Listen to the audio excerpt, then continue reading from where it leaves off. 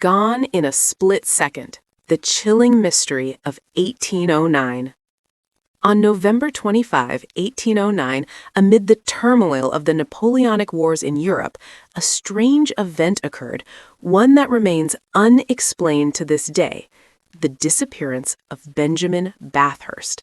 Born in 1784, Bathurst was a British diplomat who served as envoy to the Austrian court.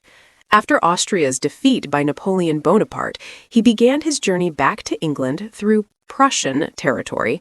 That evening, Bathurst and his servant, Krause, stopped at an inn in the town of Perleberg, which at the time was part of the Kingdom of Prussia. After dinner, they prepared to continue their journey. Bathurst stepped outside into the courtyard and walked around to the front of the carriage to inspect the luggage.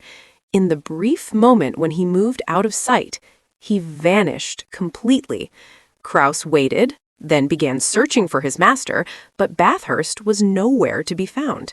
There was no cry for help, no sign of a struggle, and no witness reported anything unusual. Local authorities launched an extensive search. Forests were combed, and the nearby Stepanitz River was carefully examined. Weeks later, Bathurst's fur coat was discovered hidden in a warehouse, and his trousers were found several kilometers outside the town. However, no clear evidence indicated whether he had been murdered or had disappeared voluntarily. Suspects were detained at times, but there was never sufficient proof to secure a conviction. His wife, Philida Bathurst, later traveled to France seeking assistance in the investigation, yet all efforts ended in failure. Some theories suggest he was robbed and killed. Others point to possible political intrigue during wartime. Over time, the story has even inspired supernatural speculation.